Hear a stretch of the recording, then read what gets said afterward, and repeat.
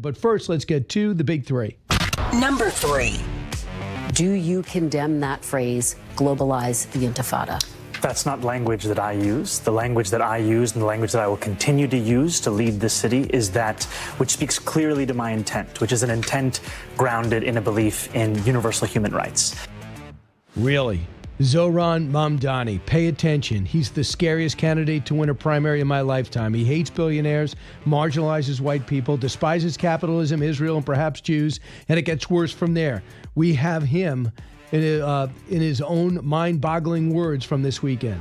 Number 2. They have to say, for the first time, the Iranian regime, we recognize Israel's right to exist, but we recognize Israel has the right to exist as a people, the state of Israel does. If they can't say that, you're never going to get a deal worth a damn. Wait and see. Iran at a turning point, or is the region at a boiling point? We have the aftermath of the president's impressive strike as Iran prepares to ramp down in Gaza. Number 1. All these cuts, all this cutback on health care to provide the wealthiest in our country a disproportionate share of tax cuts, that just doesn't seem fair. And the more we can get that out, I think this will be a political albatross. Yeah, get that out, but it's not accurate. You might have been upset. This is the tax rate from 2017, the big, beautiful bill, going through brutal confirmation process as the vote-a-rama has begun. We will tell you where we're at, what's at stake, what the bill is at, and why it's Trump's entire agenda. By the way, on trade deals, Canada seems back on track. Lawrence Jones, first off, the vote-a-rama, essentially a chance for Democrats and Republicans to rant and rave and offer amendments. Well, I come at this from two places. First, I don't understand why they continue to wait till the last minute to have these debates. They should be working on these bills long before going through the process and all that. But we're always next to a deadline. Number two is there's a lot of stuff in the bill that I don't like. But this is the best you're going to get.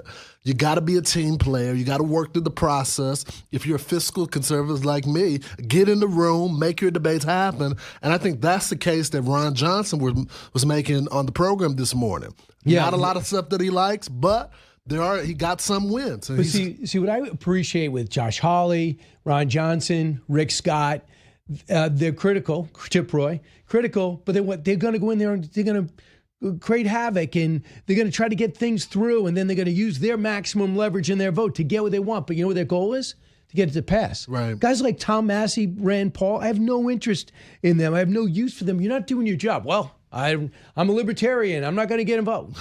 What are you doing there? You owe it to the people that elected you. So what's in the bill? Some of the biggest changes, the tax provisions. Trump's long promised tax incentives for tips, overtime.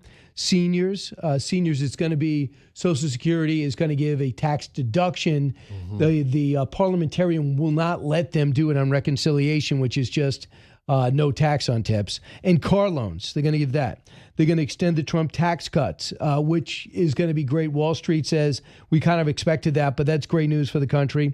Raises the child tax credit, which is something that Democrats don't seem to acknowledge. And then you have SALT. Mike Lawler is happy. Mm-hmm. SALT stays in for up to $40,000. So the amount is currently capped at $10,000. Both versions of the bill would boost it to $40,000 for married couples and up to $500,000 per year. They can write it off on their taxes. The problem is, and I don't want to jump the gun here, but this is just the process. So they're going to vote on this, right? Offer their amendments to this, and then vote on the bill as a whole. Then it's going to go back to the House. Yeah. They have to all go for it. Yeah. I mean, if not, then we're going to be doing then it go back to the Senate. Right. So, the question is, do we have a team of team players or people that are going to be on their own island? And you just can't have that in this process. They said that they wanted to do two bills. I don't think they could have pulled off two bills. Might as well do it right now, get it over with, get everything that you want done now, and then move on to checking spending next. All right, so here's Gary Peters. He's retiring. This is his sense of the bill. Michigan. Number one, no Democrats on this. Even Fetterman's not on this. This is all one party. Cut 6. I rise today in opposition to a widely irresponsible legislation that is before us now. Although our colleagues are calling it the big, beautiful bill, this bill would instead be a betrayal to our economic future. So, Lindsey Graham on the other side, cut 5.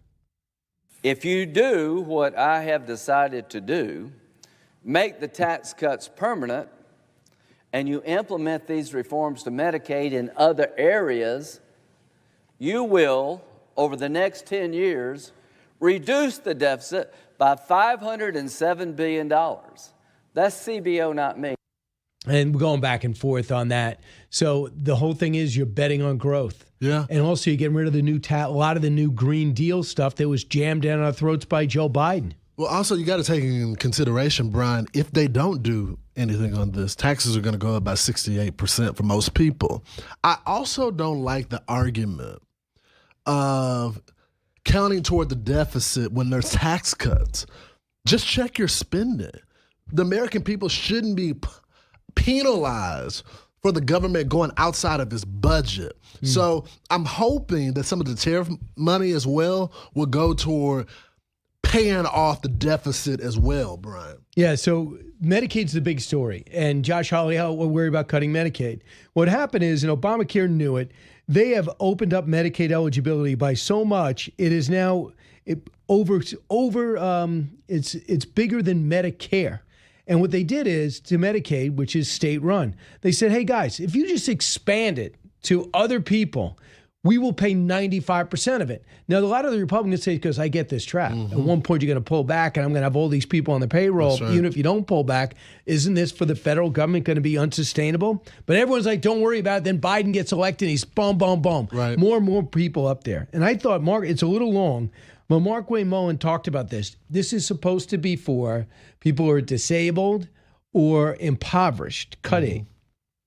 What I'm saying is how do you explain that we only have 35, I don't want to use that as a derogatory term, but I just want to use the numbers here. There's 35 million people under the poverty line inside the United States, and there's 70 million people that are signed up for Medicaid. Where you're going to tell me that there's not room to cut fraud, waste, and abuse in the program? People that are today eligible for it underneath current programs are still going to be eligible for it tomorrow, too. We're just getting out the ones that should never be there. I mean, what is so hard about requiring an able-bodied individual with no dependents, no sickness, to work 20 hours a week? I know you work more than 20 hours this weekend alone.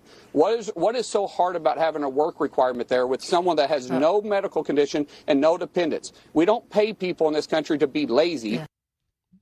I mean, it's true. And I think it goes back to the point that Mark Wayne Mullins from Oklahoma was making initially. The math is not mathing. And look, I come from that generation. My mom had me when she was pregnant with me at 16, had me at 17. We were in poverty. This is not about hating poor people. This is about making sure people are willing and able to work.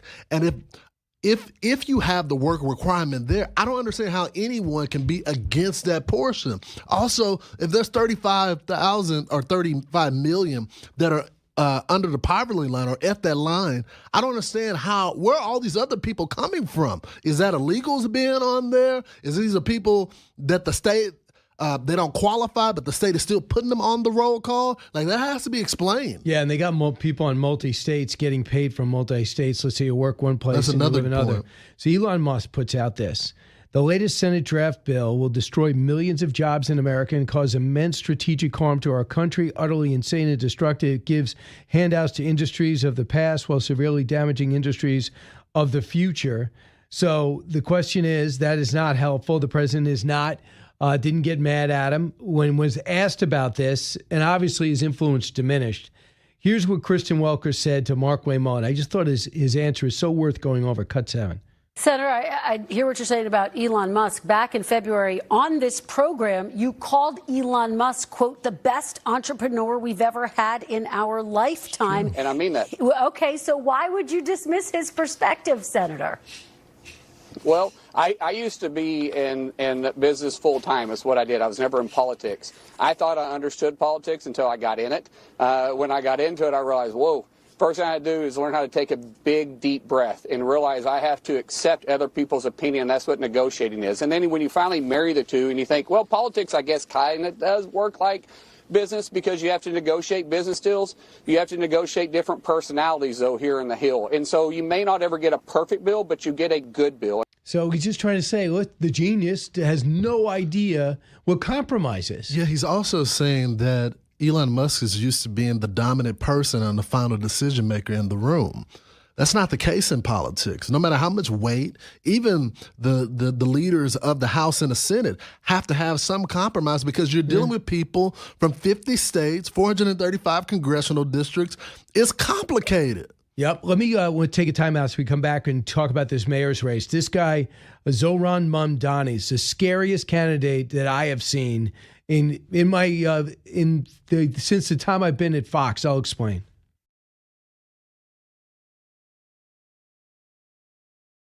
I want to ask you about an issue that has divided some New Yorkers in recent weeks. You were recently asked about the term globalize the intifada, if it makes you uncomfortable. In that moment, you did not condemn the phrase. Now, just so folks understand, it's a phrase that many people hear as a call to violence against Jews. There's been a lot of attention on this issue. So I want to give you an opportunity to respond here and now. Do you condemn that phrase, globalize the intifada? That's not language that I use. The language that I use and the language that I will continue to use to lead this city is that which speaks clearly to my intent, which is an intent grounded in a belief in universal human rights. Did he answer the question, Lawrence Jones? No, he didn't answer the question. And the people behind you screaming are saying globalize the Antifada. That means suicide bombings. That means shooting Jews. I mean, there's a distinct movement that he's a part of. He was on one of the first protests right after October the 7th. He was there like 2 weeks right after. So, I mean, he got arrested. Non-answer. He got arrested. He got arrested there at some of the marches. So that, and how about this? By the way, he tells you right now, I don't like capitalism. Right. So this is New York, and this is the city we're stuck in. Cut 26. You are a self-described democratic socialist. Do you think that billionaires have a right to exist? I don't think that we should have billionaires because, frankly, it is so much money in a moment of such inequality. And ultimately, what we need more of is equality across our city and across our state and across our country. And I look forward to work with everyone, including billionaires, to make a city that is fairer for all of them. It's un-American. Plain and simple, it's un-American. And I don't like when people immigrate to this country. He's a new American. They immigrate from Uganda originally. Right. And they come to our country and then want to reshape our country. It doesn't work that way. The principles that he's espousing go against everything that we believe.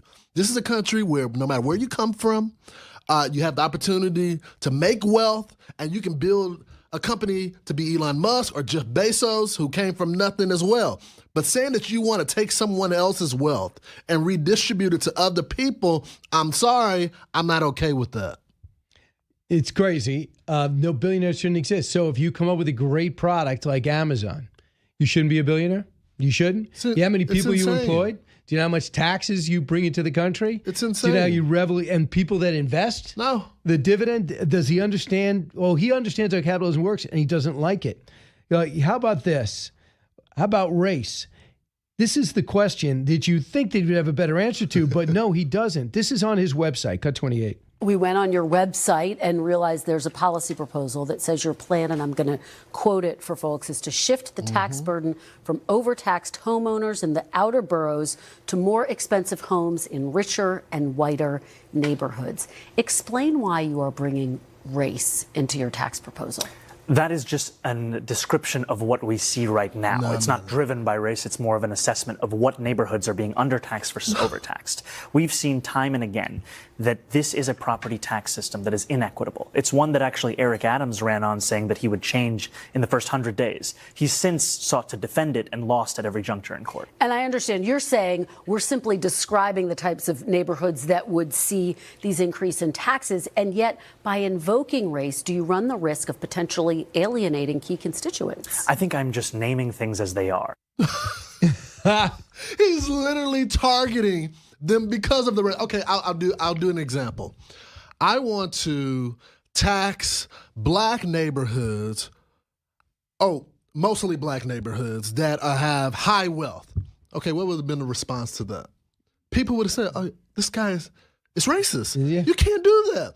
But because you have changed it to white, you get the squirm out of the question. And it's not just that, Brian. He wants to arrest Netanyahu if he comes to New York City. Yeah. Now, this is the same guy that says, for New York City, I don't want them the police cooperating with ICE, but you want them to enforce international law, which America does not even recognize, by the way, and arrest Netanyahu. This is who you guys are going to elect. So Hakeem Jeffries has not endorsed him. Schumer has not endorsed him. Gillibrand has not endorsed him. I really don't know. Chris Murphy thought he was great. Chris Murphy says, "Oh, that we could learn a lot from him." Bill Clinton to congratulate him, but here's the problem, Brian. They're not endorsing, right? But they're congratulating him. And number two, they're not being anti him. Like, is there any moral clarity within the Democratic Party? Like, this is not what we represent. I know. Senator Fetterman has no problem doing that. I want you to hear this guy. The only one. This guy tries, this Democratic strategist, Bernie Sanders' campaign manager, Fazid Shakir, was on This Week with George Stephanopoulos, who never has him on. Cut 33. We had a democratic process play out. People voted. He's the presumptive Democratic nominee. He'll win by a lot. He mobilized young people, mobilized working class people with a message on the affordability crisis that I heard Hakeem Jeffries talking about. So what's the problem?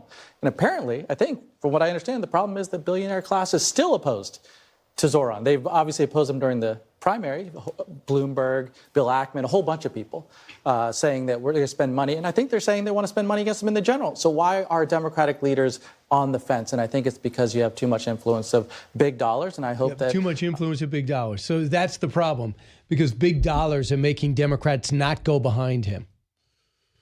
And that's a Democratic strategist. It shouldn't be just about big dollars, though. It has to be about your principles. The guy doesn't like Jewish people. How many times does he have to say it? I mean, he's with the people chanting in the street. He wants wealth redistribution. He's not going to improve health. He wants to defund the police. We already tried that experiment, and the city was on fire. I mean, some of this, the Democrats have to look at the past election and say, you know what? I'm going to stand with the American people. All right, you're going to be substituting for Will Cain today, 4 p.m. 4 o'clock. All right, Lawrence Jones, thanks so much, Lawrence. See you.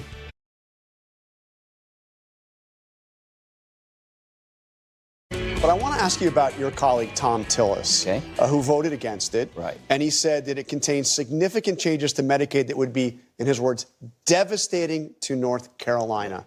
Do you respect his view on that? I know you disagree with his vote. I respect him a lot, but here's what we're doing when it comes to Medicaid. It's grown 50% in 5 years. It's about to take over Medicare. What we've done is we limited the growth of Medicaid to 6% for 2 years. After that, 4% growth. We haven't cut Medicaid. We've reduced the growth, and Ted Budd is going to vote for the bill. So Ted Budd is the other senator from North Carolina, and we'll see. They probably lost Rand Paul, just wants to sit on the sideline and complain.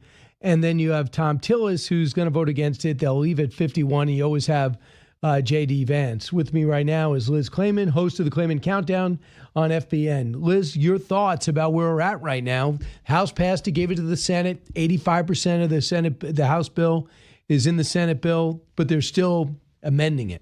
It's a whole different process in the Senate, and the amendment process, they call that the votorama because it just goes around and around and around. Anybody can put out onto the floor an amendment, and it's unlimited. So this is going to take a while. And already you had the 16-hour reading of the entire bill, which everybody should really read it. But that, of course, slowed down the entire process. It was pushed by the Democrats. But, for this one, you need just a simple majority, which should be easier for the Democrats, but it is not. They can only Republicans. Yes, correct. They can only afford to lose 3 Republicans. 2 are already no's, as the aforementioned Tom Tillis and, of course, Rand Paul. And then there are a bunch of questions about other people who are very concerned for different reasons, Brian. Yeah. Some of the GOP don't like the cuts to Medicaid and to SNAP. They don't think that passes the smell test with the people in their state. And others feel it's too costly, like the Rick Scotts of the world. They want to see more cuts.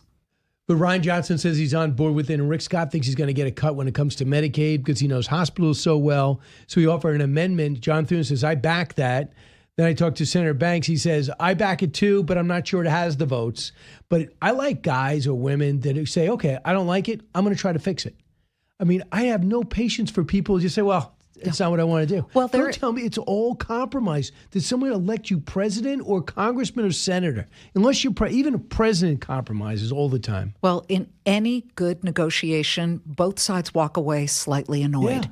It's called compromise. There was actually a bit of a compromise on SALT. So they gave in to the 40% cap for 5 years, and then it resets to 10%.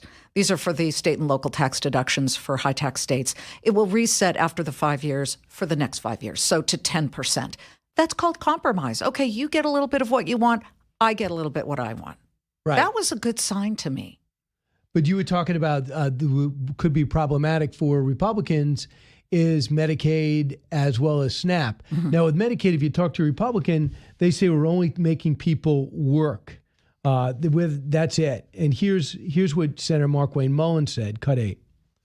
What I'm saying is how do you explain that we only have 35, I don't want to use that as a derogatory term, but I just want to use the numbers here. There's 35 million people under the poverty line inside the United States, and there's 70 million people that are signed up for Medicaid. Where you're going to tell me that there's not room to cut fraud, waste, and abuse in the program? People that are today eligible for it underneath current programs are still going to be eligible for it tomorrow, too. We're just getting out the ones that should never be there. I mean, what is so hard about requiring an able-bodied individual with no dependents, no sickness, to work 20 hours a week? I know you work more than 20 hours this weekend alone. What is so hard about having a work requirement there with someone that has no medical condition and no dependents? We don't pay people in this country to be lazy. Yeah. Your thoughts? My thoughts there are, you go back to Tom Tillis of North Carolina. Tom Tillis says, hold up. The problem with these Medicaid cuts, it's very worrisome to somebody like him because he actually says it's not just waste, fraud, and abuse that they're cutting. They are cutting services that would affect home and community-based services, which are vital for older adults and some of the disabled who are legal citizens. But Medicaid is supposed to be for the poor or the Yes. or the handicapped. Yeah, the poor and the disabled, exactly. Right, but don't you get Medicare when you're a senior? You would, yes, exactly, at that certain level. Yeah. But in another point of all of this, you get people with the disabilities, and you could argue, okay, that there aren't that many of them. Well, yeah, but then you're also talking about the lower income people.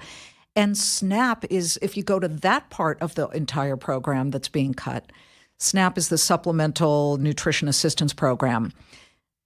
They want to cut $300 billion off that. And listen, Lindsey Graham is right. He said, well, this thing has exploded exponentially. Well, so has the defense budget over 5 years. So there are some... why. Yeah. But I know why, but we haven't added more people. But we definitely have more enemies. Yeah. Well, there are always enemies of America. I mean, you could go back 10 years and you see ISIS and, we go back 20 years in Iraq and, Afghanistan. I mean, this stuff is very expensive and we have to defend the nation, but we also have to take care of the nation. That's what the people who are voting against it or right now are holdouts are concerned about. So what we have is Trump's long-promised tax incentives for tips, overtime, and car loans. Seniors will get a tax break because I guess they don't fit under the parliamentarian says they can't put them in on this, but they'll get a tax break at the end of the year. They can write off $5,000, I think it is. Extends the Trump's tax cuts. That's the key. Raise the child. They doubled the child tax credit. So the Democrats lost that. When it comes to SALT, it stays. Boost defense funding, billions for immigration enforcement. That's the wall and things like that. And raising the debt ceiling. And also, it looks like they've said they're adding to the state's so it's SNAP going to, program. right now, it will add $3.3 trillion to the deficit. Do you believe the CBO? I do. Because they come back and they say, Republicans go, they score our average GDP at being 1.7. Okay, no, they also dynamically scored it, Brian. So dynamically scoring is what the Republicans should want who are for this bill. That includes the pie in the sky stuff. Well, it's just hard to quantify right now, but the potential growth from giving people all of these tax benefits, that was worse. That added more to the debt when when the SIBO scored it. They tried very hard to look at both sides of this. It looked a little more difficult here and more expensive. And when you focus specifically on some of what, say, for example, the House Freedom Caucus members are saying right now as they watch it go through the Senate, Chip Roy is threatening to sink it if it doesn't address more spending cuts. He's looking at it and saying, hold up, I got nominated, I got elected because of how I look at cuts in spending and trying to shrink government. John Thune, I believe it was, said this is actually going to be a start for cutting the debt. How is adding $3.3 trillion a start to cutting the debt of $37 trillion? Well, what you got to do is pass this big thing. He wanted to do two. The speaker wanted to do one. Said, I can't do this twice because I'm not going to be able to get the votes. I have to counter what some people want in the blue states with the red states. I got to do it all at once. So the president says, let's do it all at once. But they feel as though they have two other shots at reconciliation over the next 2 years or a year and a half until the midterms. So they have two other shots. So they think at that point they could go back. That's what I think his point was. Well, for right now, the lane to passage is very narrow. And these guys are trying to take a page out of Formula One in the movie this weekend, which I did see and was fabulous. They're going that fast. They're trying to make that self-imposed July 4th deadline that the president really would like to see, this thing on his desk. And it's a narrow passage at the moment. Here's what Lindsey Graham said, the senator from South Carolina, Cut 5.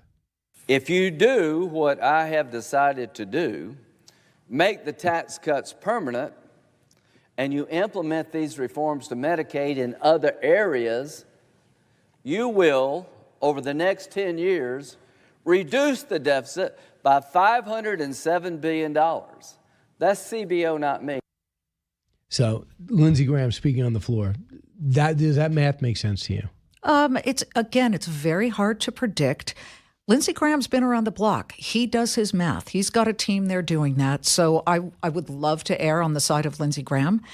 But when you look at a Tom Tillis, who, by the way, came out over the weekend and said, I care so much about voting against this thing until it cuts more that until it takes care of the Medicaid issue, that I'm not going to seek re-election. How much of this is Medicaid has been basically doubled in size? It's really where Obamacare came from. It's where all the money is and the expansion of coverage came from. That's never expected the federal government to have this type of obligation. 95% of these new Medicaid coverage are from the federal government, and Medicaid's Medicaid, supposed to be a state program. It's huge. So they feel no responsibility in the states to watch their money and watch their coverage. They should, absolutely, and they should be put on notice. But I believe this thing would poll better because the polling is atrocious right now from all sides. 38% approval. Pew, Quinnipiac, Fox. I mean, the net approval is dismal, really dismal. And I believe that it would be easier to swallow if somebody on the higher end, and this was something President Trump even floated and said it's up to them, had a bit of giveaway when it came to their tax bracket, the high end. Now, already the wealthy are paying a lot. Yeah. But to be doing all of these giveaways, you got to pay for it somehow. You really do. And so I believe that the polling is really kind of, people find this a very sour and bitter pill to swallow at the moment because nobody at the higher end is giving up anything. That's how they view it. Right. You only have 2/3 of the budget already spent. So you have 1/3 of discretionary spending, and that piece of the pie gets smaller every year. Every single year. Yeah. Who's coming up on your show, Liz? Coming up on my show today, well, we are landing Tim Scott of South Carolina. He's going to talk about the very updated latest on this Votorama big, beautiful bill. By the way, he pushed back heavily on Tom Tillis yesterday. Yeah, he did. He did. So he's coming on the show, top of the hour. We look at it through a total financial lens.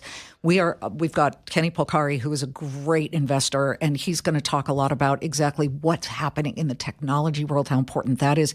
Energy has become a huge story, Brian.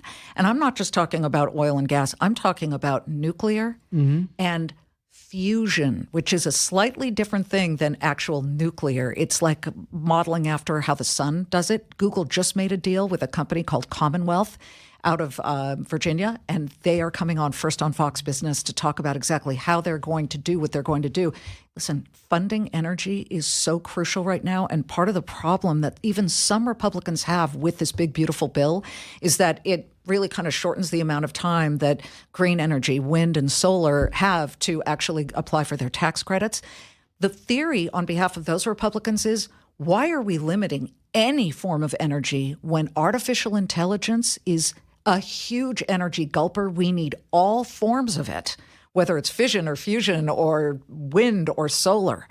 And to look at it just as green, I mean, they're trying to look at this as a much bigger picture of energy, not just the old school energy of coal, oil, and gas. Wow. Liz Claman, what time is that? 3 p.m. Eastern, every single day. On FPN. Yep. Liz Claman, thanks so much. Appreciate it. Always cool having you in studio. Brian, you're the best. On a Thanks. very consequential day like this. And maybe we'll have some trade deals to talk about And by the soon. way, double records. We're on pace for the S&P and the NASDAQ to hit records again, twice in a row. Wow, that doesn't come up. Doesn't seem in the news that much, except for here.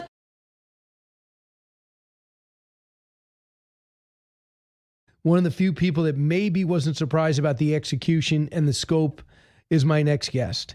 He's David Berke, Top Gun instructor. Dave, welcome back. Yeah, it's good to be back with you. Thanks. So, Dave, what could you tell me about the operation from the professional standpoint? Well, I got to give you a lot of credit because when we discussed this before it happened, some of the questions you were asking and the way it was described really foreshadowed exactly what was going to happen. It was a extremely well executed mission, very complex, very complicated, and done almost exactly how we predicted it. And they did a really, really good job. Would you have been nervous on the mission, or what goes through your mind knowing it's 31 hours once you get in? I would have killed to have been on that mission. I think I would have been much more excited than nervous, but they were working hard. That's a long mission, a lot of prep getting into it, and a lot of to and from for those relatively short minutes over Iran. But that's a mission I think anybody would have loved to have been on. So what they aimed for were the vents, right? I mean, the ventilation vents. So they went deep down. Now, we don't know. We don't have cameras down there. Why do you think the CIA and the president and many others are so confident they did tremendous damage? Yeah, that's the exact question to ask. And I know there's an ongoing debate. Here's why I think it's true. There's two real things to think about when you're evaluating in the aftermath of a strike. And the first one is, did the bombs go where we wanted them to go? Prior to the mission, you get what's called a set of DIMPs, desired points of impact, meaning this is where we want the bombs to go. Bombs don't always hit where we want. And if you look at where we plan on hitting versus where we're hitting, those bombs went to the locations that we wanted them to go to. So that's the first step in the process. We got to get them in the right place. And two, did the bombs do what we wanted them to do? Sometimes bombs dropped at the wrong angle, skip off the ground and don't detonate. Sometimes they don't penetrate. These bombs all did what they were supposed to do. They all went into the ground, multiple bombs going A, where they're supposed to go, and B, doing what they're supposed to do. And because of that, I'm extremely confident they had the effects that they were looking for. How important was the deception of all flying together and then some B-2s going over to Guam? Yeah, it's massively important. Anytime you can take an enemy in any environment by surprise or behave in a way that they're unprepared for, just creates an advantage for you. And that is the entire intent behind why you have created this incredible stealth technology for B-2s, F-35s, and F-22s.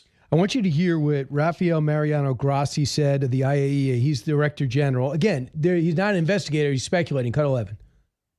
It's clear that what happened, in particular in Fordow, Natanz, Isfahan, where Iran used to have and still has to some degree capabilities in terms of treatment, conversion, and enrichment of uranium have been destroyed to an important degree.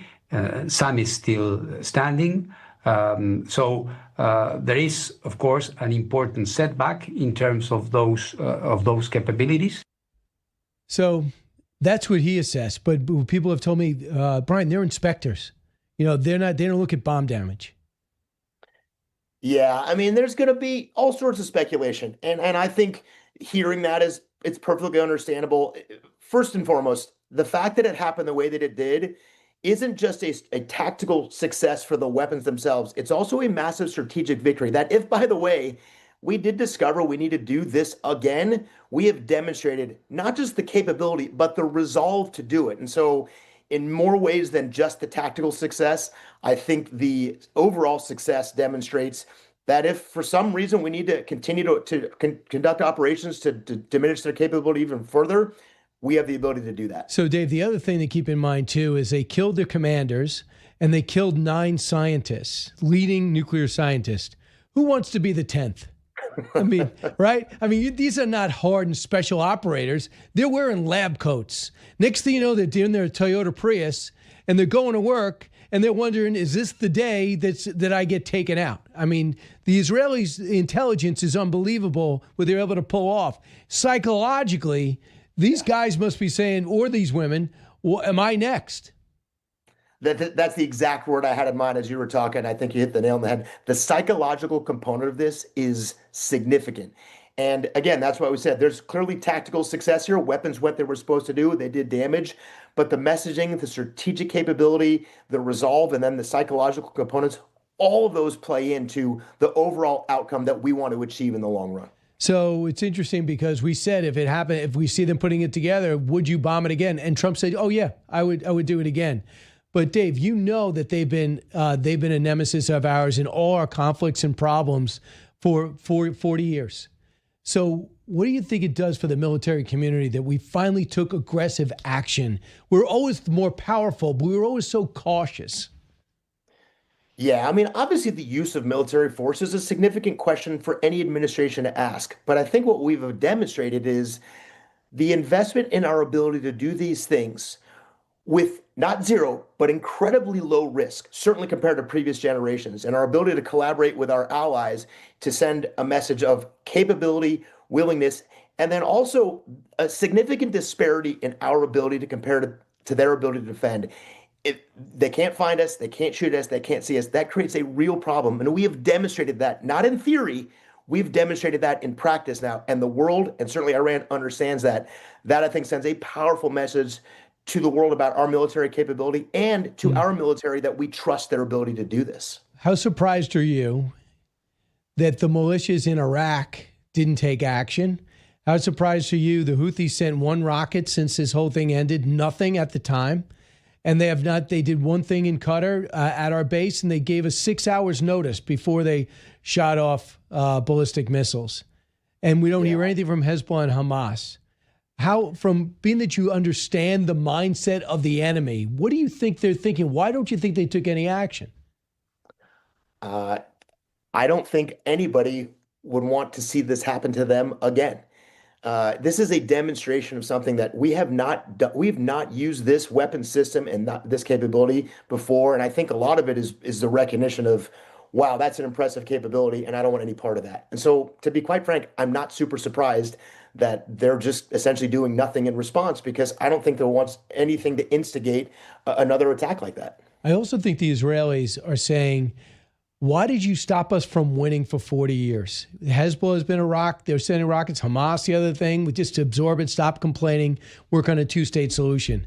After October 7th, it gave them permission to wipe out. They have wiped out every commander, every founder in Gaza. And they've lost 400 guys in doing it, and women. But the people of God, the Gaza's paid a big price, but Hamas paid a bigger price. Hezbollah seems to have gotten the message. This is sometimes in this world, even when we pretend we're more civilized, doesn't it seem like aggressive action, willingness to fight is the key to peace? Yeah, and associated with the level of competence the Israeli military demonstrated, what they were able to accomplish, how they accomplished it in that relatively short period of time was remarkable. And we leveraged that too. That was one of the tickets to it, allowed us to conduct our mission the way that we wanted, is what Israel was able to do to diminish the capability of the Iranian military. That, I think, sends its own message. And I think them being able to utilize that the way that they did is what they needed to do. All right, Dave Berke, thanks so much. Appreciate it. And maybe there'll be some more operations for you to break down. And thanks. Appreciate you being with us today. Call me anytime. Yeah, thank you. Great job. 1-866-408-7669. Now you can call me this time when we get back. And, of course, we'll talk about that, the big, beautiful bill, the progress we're making on that bill and the Republican side if it passes.